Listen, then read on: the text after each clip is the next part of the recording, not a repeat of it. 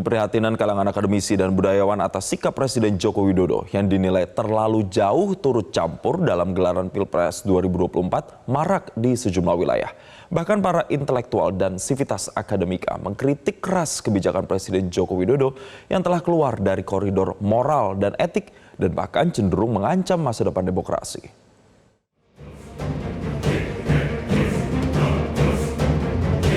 Genderang perlawanan dan penolakan terhadap upaya Presiden Joko Widodo yang dianggap telah mencederai demokrasi muncul di sejumlah daerah. Kalangan akademisi dan kampus menilai sikap dan langkah Presiden yang makin liar dan tak terkendali, bahkan terkesan seperti kampanye terselubung, serta keberpihakannya kepada Prabowo Gibran sangat memprihatinkan bagi masa depan demokrasi Indonesia. Sejumlah kampus seperti Universitas Islam Indonesia, Universitas Gadjah Mada, dan beberapa kampus lainnya di Indonesia mengeluarkan petisi yang intinya meminta Presiden agar kembali ke koridor demokrasi. Para akademisi mengkritik pemerintahan Joko Widodo yang dianggap telah melakukan tindakan-tindakan menyimpang di tengah proses penyelenggaraan negara.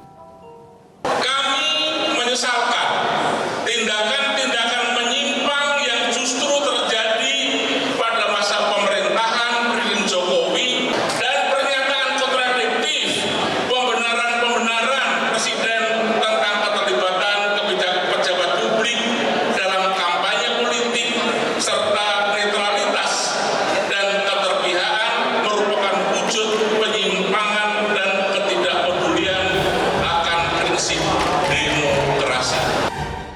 Tidak hanya itu, sejumlah tokoh nasional yang tergabung dalam Gerakan Nurani Bangsa mendatangi KPU guna menyerukan KPU agar selalu teguh janji konstitusi dan bebas dari pengaruh manapun dalam menciptakan pemilu yang berkualitas dan berwibawa. Pemilihan umum itu yang ditangani oleh KPU punya tanggung jawab moral, historis, politis yang mulia namun sekaligus berat, karena dari proses ini akan melahirkan tidak sekedar presiden, tapi lebih dari presiden, dia adalah pemimpin bangsa yang begitu besar, yang punya kewajiban moral mengantarkan, melanjutkan pembangunan Indonesia ini. Oleh karena itu, pada titik tertentu KPU posisinya itu di atas presiden, karena dia yang mengantarkan lahirnya presiden. Keprihatinan kalangan intelektual dan perguruan tinggi terhadap gestur Presiden Joko Widodo juga dirasakan oleh calon presiden nomor urut 1 Anies Baswedan dan calon presiden nomor urut 3 Ganjar Pranowo. Anies dan Ganjar menilai ada persoalan serius atas fenomena sivitas akademika yang rame-rame mengkritik Presiden Jokowi, terutama pemerintahan Jokowi yang dianggap telah melakukan tindakan-tindakan menyimpang di tengah proses demokrasi. Kalau kampus-kampus sudah mulai menyuarakan, artinya ada masalah yang serius. Nah, ini perlu menjadi perhatian kita semua. Kami yang menjalani beberapa waktu ini sering merasakan, dan kami yakin bahwa yang kami perjuangkan perubahan untuk mengembalikan demokrasi pada jalurnya. Ya, saya kira kampus, civil society sudah membicarakan itu, maka dalam demokrasi hari ini masyarakat dengan seluruh elemen bekerja keras untuk menyelamatkan demokrasi. Sehingga kita harapkan semuanya akan bisa kembali kepada koridor. Saya kira kalau para intelektual sudah mulai bicara seperti ini, rasa-rasanya yuk kita kembalikan bareng-bareng, masih ada waktu. Jangan mencederai. Ancaman petaka demokrasi atas tindak tanduk Presiden Jokowi sebenarnya pernah disuarakan oleh sejumlah tokoh nasional jauh-jauh hari, terutama pasca putusan MK yang meloloskan putra mahkota Jokowi Gibran Raka Buming Raka sebagai calon wakil presiden pendamping Prabowo Subianto. Para tokoh menyampaikan keresahan mereka atas kondisi bangsa dan kehidupan politik yang sedang tidak dalam baik-baik saja, dan penuh dusta alias kebohongan yang ironisnya muncul dari pemimpin negeri, yakni Presiden Joko Widodo. Terutama menjelang pemilihan umum dan pemilihan presiden, yang menurut saya makin mencemaskan karena aturan bersama mulai dibongkar-bongkar, bahkan dirusak. Banyak sekali kebohongan yang juga diucapkan oleh presiden. dan orang-orang lainnya. Tentu, keresahan tidak hanya di kalangan tokoh bangsa dan akademisi. Tidak bisa dipungkiri, akrobatik sang kepala negara Presiden Joko Widodo akhir-akhir ini juga melunturkan kepercayaan masyarakat, terutama dalam gelaran pesta demokrasi. Tidak bisa tidak, ancaman rusaknya demokrasi ini harus dicegah demi masa depan Indonesia yang lebih baik dan bukan demi kekuasaan atas kepentingan keluarga atau dinasti. Tim Liputan, Metro TV.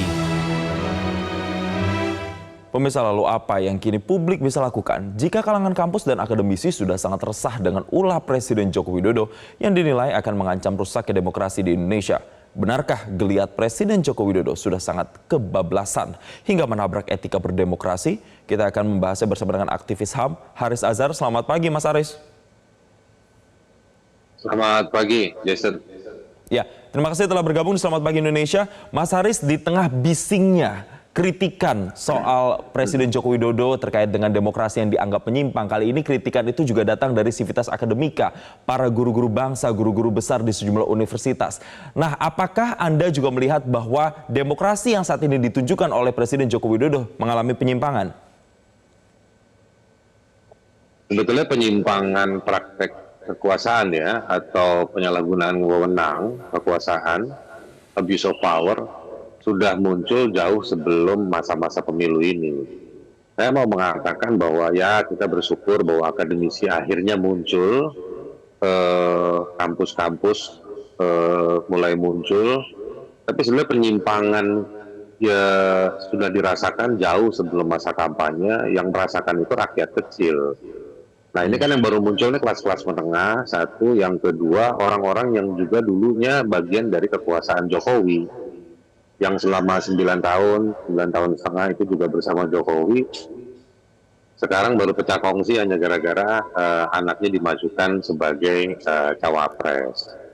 Nah, jadi sebetulnya kalau demokrasi itu memburuk sudah sejak lama, ada banyak pelanggaran HAM gara-gara kebijakan pemerintah pusat, misalnya proyek strategis nasional, Omnibus Law, lalu IKN, penolakan upaya untuk membangun ruang dialog kepada yang diminta, jadi bukan disediakan oleh negara, ya, yang diminta oleh masyarakat. Ya, artinya tidak hanya jelang pemilu ini saja begitu Anda melihat ada penyimpangan demokrasi, tapi berbagai program dan kebijakan sebelumnya sudah dilakukan dalam pemerintahan Jokowi itu juga mengandung unsur penyimpangan. Yang ingin saya katakan, Jason, penyimpangan yang dilakukan Jokowi hari ini adalah karena rezimnya selama 9 tahun melindungi dan membiarkan dia sehingga dia merasa seperti raja. Apa yang dia mau semua diladenin. Nah di ujung-ujung baru nih sekarang ketika sudah makin semena-mena, baru orang semua terbelalak dan insaf gitu. Baru sadar di detik-detik terakhir. Gitu. Tapi di detik-detik terakhir ini juga makin ngawur, bagi-bagi beras langsung. Sampai jumlahnya bukan cuma jumlah berasnya yang meningkat, sampai dianya sendiri turun ke lapangan bagi-bagi beras itu meningkat. Itu kan menunjukkan bahwa dia tidak bisa meminta anak buahnya untuk mendistribusi, sampai harus seorang presiden sendiri yang turun tangan. Mas Haris, dipakai untuk kampanye. Baik, Mas Haris, tapi kalau sampai akhirnya guru-guru besar UGM dan universitas lainnya juga bahkan ada petisi bulak sumur dari UGM yang sudah dibacakan. Apakah ini harus menjadi sinyal yang diantisipasi oleh Jokowi? Ya, tadi saya mau mengatakan bahwa ini sinyal yang telat. Gitu. Ada banyak kok teman saya dosen-dosen yang juga udah direpresi di kampusnya sendiri oleh petinggi-petinggi kampusnya. Saya sebenarnya kagetnya dua. Akhirnya kampus-kampus ini mau bicara, tapi juga kenapa akhirnya di kampus-kampus mau melupakan represi yang selama ini terjadi di kampus-kampus.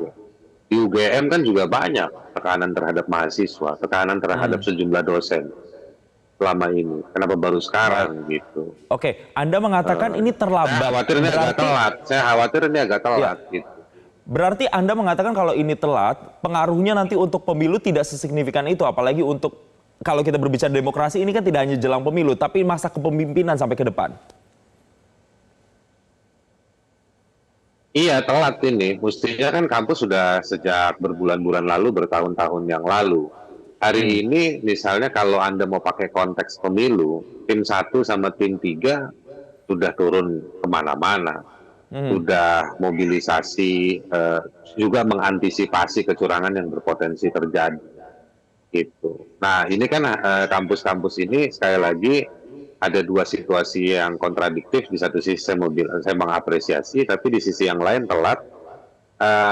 Dia hanya menambah, berupaya untuk menebalkan saja, menebalkan narasi tentang ayo sama-sama kita mesti waspada. Tapi kewaspadaan itu sudah jauh-jauh hari diantisipasi. Kami yang ada di masyarakat sipil bukan sudah mengantisipasi, kami sudah direpresi, sudah dimasuki, ada yang dimasukin ke penjara, ada yang macam-macam. Nah, buat masyarakat yang lain yang bangkit melawan hari ini sudah berkolaborasi, bahkan 1 sama 3 pun sudah ada kolaborasi di lapangan saya lihat. Jadi ada tanggung jawab yang jauh lebih penting bagi para akademisi, para kelompok intelektual untuk juga mengungkap salahnya mereka selama ini apa, sampai membiarkan rezim ini bisa semena-mena, sampai udah merasa seperti raja, ini mau ini nggak bisa dihalangi, mau ini nggak bisa dihalangi. Ini kan semua karena ada justifikasi palsu yang dibangun oleh para akademisi selama ini. Baik, Mas Haris, tapi dengan adanya suara-suara dari para petinggi sivitas akademika dan juga guru-guru besar ini, akankah Presiden Jokowi mendengarkan dan haruskah Presiden Jokowi mendengarkan suara-suara ini? Jokowi nggak dengerin siapa-siapa, gitu. Karena proses dia mendengarkan para akademisi itu berapa tahun lalu. Hari ini dia sudah tidak mendengarkan akademisi, dia mendengarkan imajinasinya dia sendiri saja. Imajinasinya apa ya? Anaknya jadi cawapres gitu. Berharap nanti ada keberlanjutan, keluarganya tetap menjadi penguasa di waktu-waktu yang ke depan. Baik. Jadi menurut saya ini kesalahan kita membiarkan seseorang untuk mengisi satu jabatan kelembagaan kepresidenan, ya, yang diatur, yang kemudian mendesain dan mendapatkan hasil dari desainnya tadi itu untuk monolitik, mengelola kekuasaan yang monolitik, dan semua orang membantu dan membiarkan. Nah, ketika sudah semakin monolitik, ya kan, ia menginstal keinginan-keinginan, kepentingan-kepentingan pribadinya yang kita lihat dari praktek-praktek yang terjadi, meskipun dia membantah.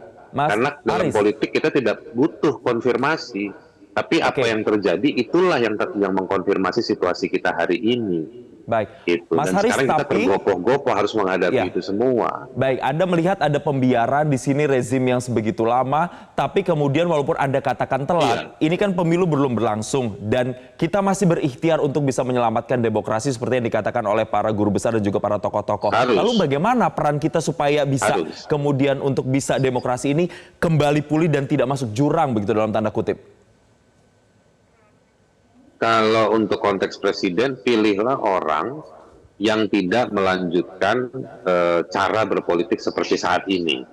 Ya, otomatis, eksplisit aja saya mau bilang, otomatis ya kita nggak bisa dukung nomor 2, karena nomor 2 sudah janji bulat di atas kertas di mana-mana bahwa dia ingin melanjutkan apa yang sudah dilaksanakan oleh Jokowi.